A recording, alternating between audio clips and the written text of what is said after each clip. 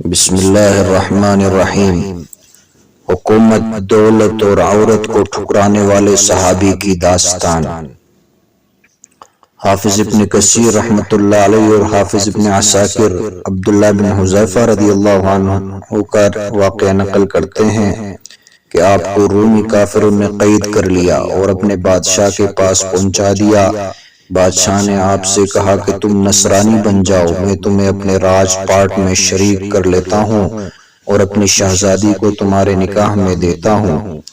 عبداللہ بن حذیفہ نے جواب دیا کہ یہ تو کیا، اگر تو مجھے اپنی بادشاہت دے دے اور تمام عرب کا راج بھی مجھے سونپ دے اور یہ چاہے کہ میں ایک آنکھ جھپکنے کے برابر بھی اپنے دین محمدی صلی اللہ علیہ وسلم سے پھر جاؤں تو یہ بھی ناممکن ہے۔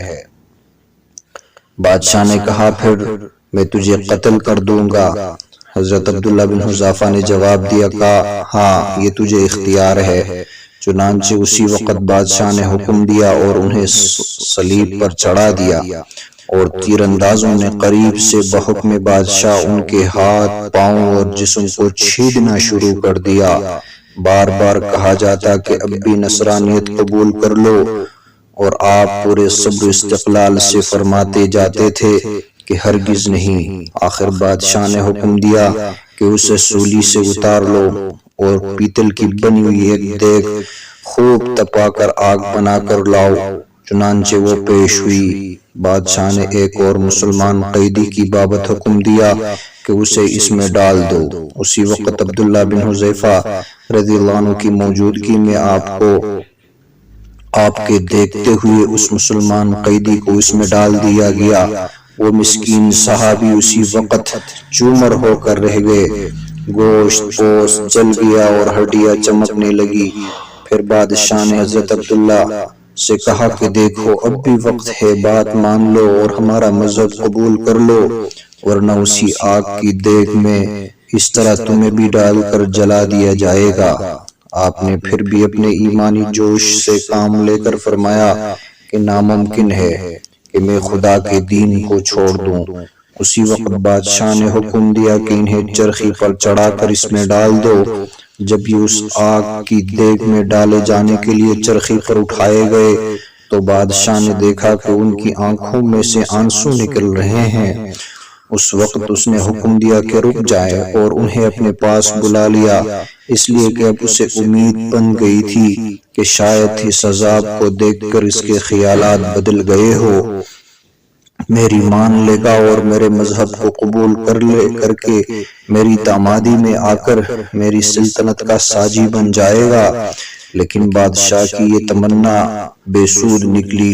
حضرت عبداللہ نے فرمایا کہ میں صرف اس وجہ سے رویا تھا کہ آج ایک ہی جان ہے جسے راہ خدا میں اس عذاب کے ساتھ قربان کر رہا ہوں۔ کاش میرے روئے میں ایک ایک جان ہوتی تو آج سب جانے راہ خدا میں اسی طرح ایک ایک کر کے فدا کر دیتا۔ بعض روایات میں ہے کہ آپ کو قید خانے میں رکھا اور کھانا پینا بند کر دیا۔ کئی دن بعد شراب اور خنزیر کا گوشت بھیجا، لیکن آپ نے اس بھوک پر بھی اس کی طرف توجہ تک نہ فرمائی۔ بادشاہ نے آپ کو بلا بھیجا اور اسے نہ کھانے کا سبب دریافت کیا تو آپ نے جواب دیا کہ اس حالت میں میرے لیے جائز تو ہو گیا ہے، لیکن میں تجھ جیسے دشمن کو اپنے بارے میں خوش ہونے کا موقع بھی نہیں دینا چاہتا۔ اب بادشاہ نے کہا کہ اچھا، تم میرے سر کا بوسہ لے لو تو میں تمہیں اور تمہارے ساتھ کے تمام قیدیوں کو رہا کر دیتا ہوں۔ آپ نے اسے قبول فرما لیا اور اس کے سر کا بوسہ لے لیا، اور بادشاہ نے بھی اپنا وعدہ پورا کیا۔ آپ اس طرح سے اپنے ساتھیوں کو چھڑانے میں کامیاب ہو گئے۔ عبداللہ بن حذیفہ رضی اللہ عنہ یہاں سے آزاد ہو کر حضرت عمر فاروق رضی اللہ عنہ کے پاس پہنچے تو آپ نے انہیں بڑے ادب کے ساتھ منبر رسول صلی اللہ علیہ وسلم پر بٹھایا اور فرمایا کہ عبداللہ، اپنا واقعہ ہم کو سناؤ۔